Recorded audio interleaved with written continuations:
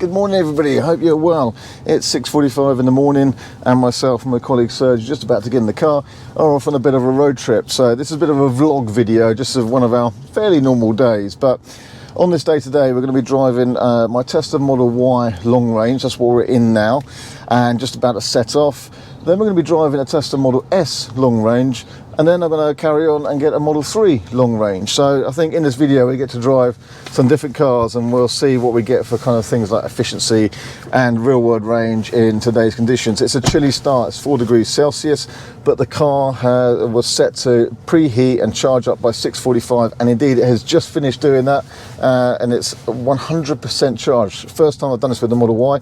That is showing 319 miles to a full charge. Morning Serge, you alright? Morning, yeah. Sorry for the early start, but let's get ourselves going. Nice and sunny, a bit chilly right now, 4 degrees Celsius, but I think it's due to warm up nicely today.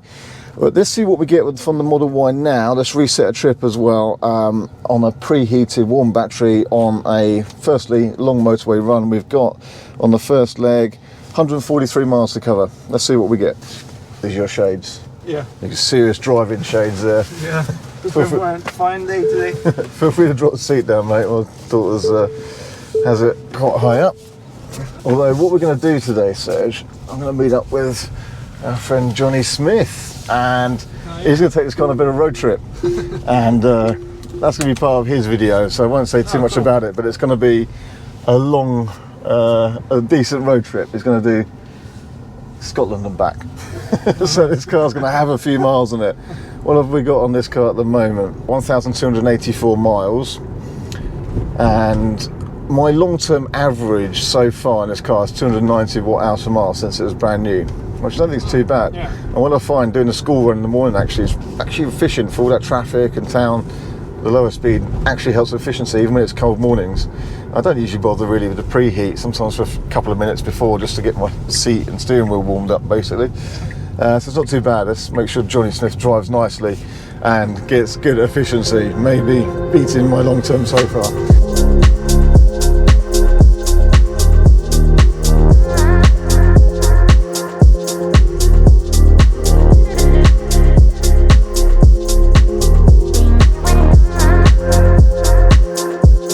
Quick clip for anybody who doesn't know of or use this function. So little tip of the day is if you set your calendar and your diary with the location in as the actual location, so when you put the appointment, you've got what it is and then the location, put that in correctly, and then when you calendar sync with your Tesla, you get in the car, you can bring up your calendar app, and on that you see a little arrow icon. Hit that, it takes you to your next appointment. So we use that all the time. We have multiple collections and deliveries and stopovers and stuff like that. You can just add all that to your trip and it's already synchronized and the address is in there. Good, isn't it?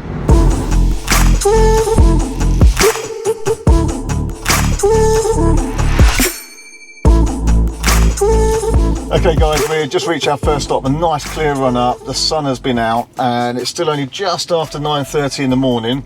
So let's give you some trip information for the Model Y long range. Here we go. Remember, I've got the bigger wheels on this, slightly less efficient in theory. Right, so we did 149 miles and I've averaged 263 watt-hours per mile, which I think is very good. It was getting better and better the whole journey. Now it was warming up, it was 3 or 4 degrees for most of the journey, then it came up to 8 and 9 for about the last 40 minutes or so. So it's been warming up nicely, the sun is out, brilliant. So this translates to 263 watt-hours per mile, translates to 3.8 miles per kilowatt hour, which is pretty impressive.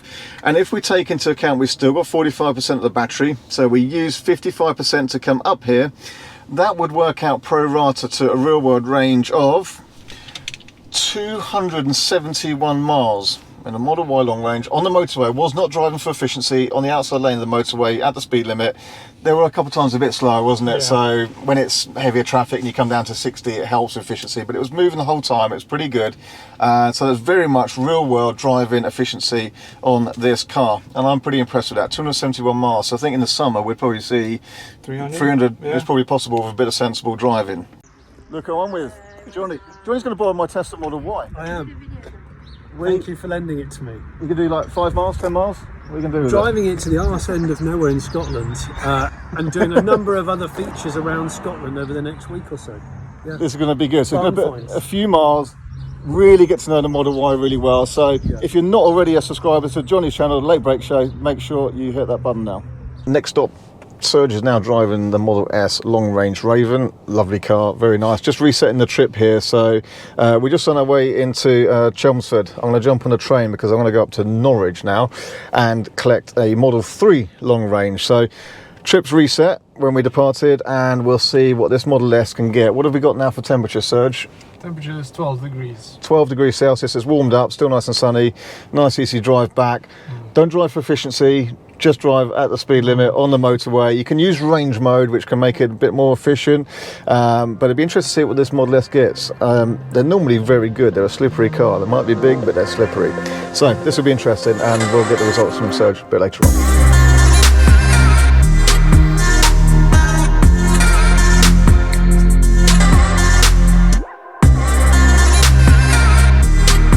Okay, so here it is. I'm just outside Norwich in East Anglia. So I'm quite a long way from home now, but still a nice sunny day. This is what I just bought. It's a 2020, December 2020. It's a refresh Model 3 Long Range. So it's white with a white interior. It's got the 19-inch sport wheels. It's got about 7,500 miles on it. So it's a nice looking car. This, I am going to head home now, which is, well, I've just done a factory reset, but it's now found that we're in the UK.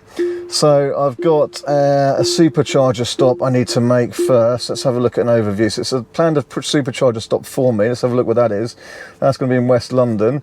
So I've got all this journey here. I've got only 67% battery at the moment, you see, so I'm not starting out with a full battery, but it's allowing, I can probably drive down to West London on this. I'll see how my bladder goes. I can always stop early if I need it.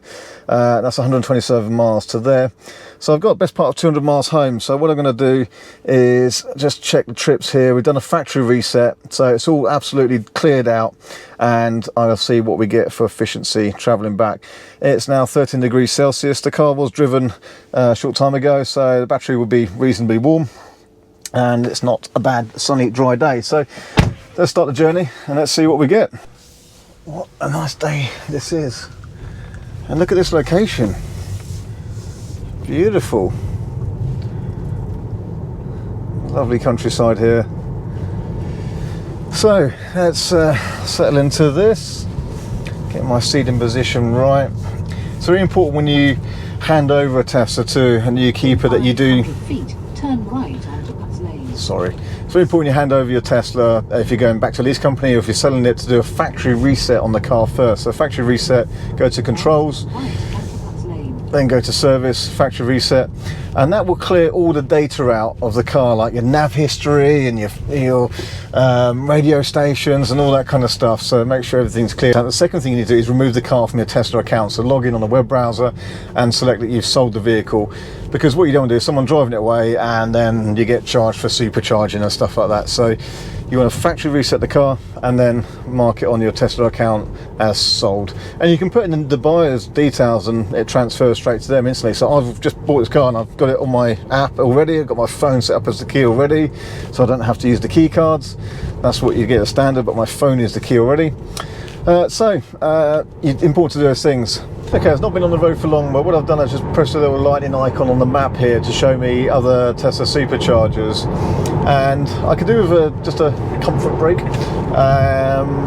So I think I'm just going to stop at actually one of the first ones. I certainly don't need to charge yet, but I could do with a toilet. So that's there's one here which is Thetford. I don't think I've been to Thetford supercharger before. I've been to most of them now around the UK, and I can see there's 8 stalls, 5 are available, 150 kilowatt charging, and they've got toilet, coffee, that kind of thing. So I'm just going to stop there, take a quick break, and maybe that's enough to charge and head on back in one go.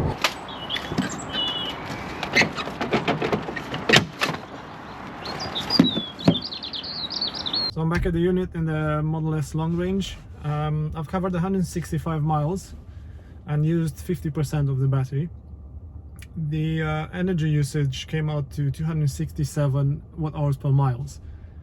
This would be about 3.74 miles per kilowatt. Okay, 3:39 p.m. I'm just unplugging to go now. This is a really lovely place to stop, by the way. Lovely restaurant here at Thetford. So let's have a look. I've got 194 miles to go, and what I've done is actually go up to 90%.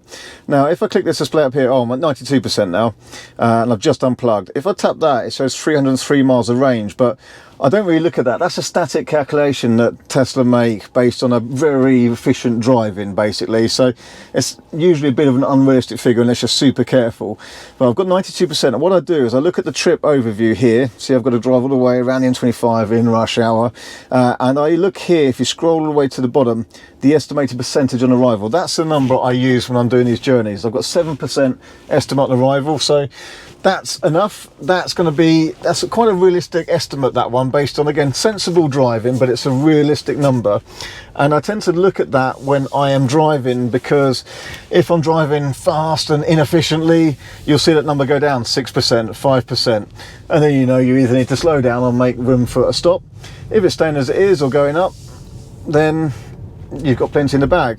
So as long as it stays that I've got an estimate to get home with at least a couple of percent, that's fine. I don't mind arriving home with 1%. And I think the longer you drive your car, the more you get used to that. So it's just yeah, you know, you become used to trusting it, and I can obviously charge at home, and I've got a charger at home. So let's hit the road and let's see what we get on this journey for efficiency, and if I make it in one go. I kind of want to do it in one go because once I hit the M25, I don't really want to stop. And southbound on the M3, there isn't actually a Tesla supercharger on that route yet. There is on northbound, but not on the southbound. Other chargers I can use. It's not a problem if I need to, but let's just slog out the traffic, slog out the journey, and get ourselves back, hopefully, well, 7 p.m. ish, M25 to cover, but in a reasonable time for dinner. Wish me luck.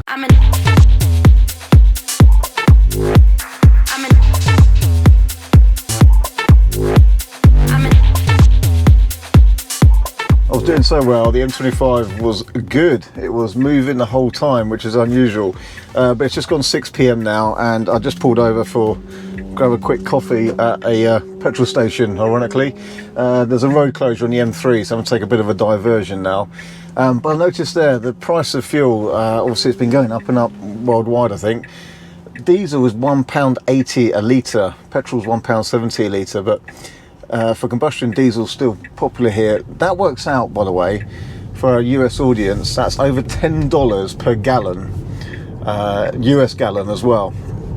So over $10 a gallon for fuel here. It's crazy at the moment, really is. I can try and work some calculations out about what this would have cost me in electric to do this journey by comparison, but I'm going to be doing some more tests on that soon. And I'm not gloating about anyone running a combustion car, by the way. I think it's you know, it's ridiculously expensive now, and I think even just driving on the motorways, people seem to be actually driving a bit slower to be more efficient on fuel in a lot of cases. So maybe that's a benefit, less emissions, but yeah, massively expensive. Anyway, I've got plenty of energy. I don't no more charging. I've got tons spare. I've got 67 miles now for the final bit home, even with a diversion. I've got 42% battery, so ample there. Now for the final leg, 8 minutes past 6 in the evening, sun's gone down. Last bit of the journey. Hi guys, I'm back. 25 past 7, so made pretty good progress in the end. So let me just round up. Sorry to finish another video in the dark, but let me just round up here some efficiency for this car on that journey, the pro rata range of this Model 3 long range on 19-inch wheels for today's conditions and driving. And then I've been doing a bit of man maths for the last kind of a few miles in my head, working out roughly the cost of this versus a combustion car. So firstly, since that last charge, I covered 199 miles, used 50 kilowatt hours of electricity, and I've arrived back with a plentiful 18%. So I had more than enough. I kind of overcharged actually in the end, but I was talking to a chap and I went a bit higher. But anyway, arrived back with plenty. So that was an average of 253 watt hours per mile. Now, so that's 4 miles per kilowatt hour, which is pretty good. And I wasn't hanging around. I was driving at the speed limit. There's a few bits of congestion which slowed me down, which made it more efficient. But the further I drove, the more efficient the car got. Basically, it's up to temperature and everything. So pro-rata that out, that's pretty good efficiency, isn't it? But pro-rata that out based on the energy used and the miles I've covered would give this car a real-world range, 100% to 0, of about 269 miles, based on how I've been driving it today and the temperature and such like. Pretty good, I think. So then I was working out in my head what that would cost if I had charged at home and done that journey, based on home electric costs, basically, which a quick Google told me that the average UK energy price is about 17 pence per kilowatt hour here at the moment. I know there's variables, and if you were to charge this car off of solar energy, it would be free probably at home. There are cheap overnight tariffs, but let's take standard electric charging at about 17 pence per kilowatt hour domestic use. That means, roughly speaking, it would have cost, with 50 kilowatt hours, about £8.50, roughly speaking. So if you have a cheap overnight tariff, that's a third of that. It would have cost about a third of that, just a few pounds. So about £8.50 for a couple of hundred miles worth of driving today, based on domestic rates, if I'd left fully charged. If that was a efficient combustion car, let's say about a 50 miles per gallon, diesel, BMW 320D or something like that, something efficient, I work out in my head that's probably about £35 worth of fuel, at least. You know, that's on the kind of best case scenario. And I guess if you've got a combustion car, do 200 miles, that's probably quite a realistic figure, isn't it? If you've got something a bit more thirsty, like about a 25 miles per gallon car, it probably was to cost you about £70. So you can see the real world cost difference between EV and combustion, especially with today's prices. They're going up for electric, but they're also going up a lot for petrol and diesel. Add to that then, if I was charging at home on a cheaper tariff, it would have been far less. I charged up at the Tesla superchargers, which would cost a bit more. That would be, roughly speaking, off the top of my head, it was about 30 pence a kilowatt hour, I think. So let's say about £15 if I paid for that electric at the Tesla supercharger. I've still got some legacy free miles, but let's say I paid for that. But of course, normally I'd have just left from a place fully charged and driven the distance. So there we go. I'm going to go and have my dinner in a moment. But let me call it a wrap for this video. I hope that's been useful. Obviously, I like to drive cars side by side at the same time to really compare efficiency, but I think you can see from all these cars that the efficiency there is pretty good, even with some chillier conditions as well. And not trying, this is real world case. So that's a day, a Model Y, a Model S and a Model 3, all long range versions. Good little comparison, I think. Just making use of the opportunity, as ever with most of our videos, whilst we're doing those journeys anyway. I don't do many videos where I drive for the sake of driving and doing the journey. So let's call it a wrap for today. I hope that's been interesting and useful. Thank you for watching. Please don't forget, if you're watching this and you're not already a subscriber, just hit the subscribe button down below and you can turn alerts on for notifications of new videos, and give us a little thumbs up on the video as well. All helps build our profile on YouTube, and I think it's been proving really interesting to people who are getting into electric cars, considering electric cars, and just seeing real world tests and not manufacturers' claims and such like. So let me go and have my dinner. So thank you for watching. See you on the next one.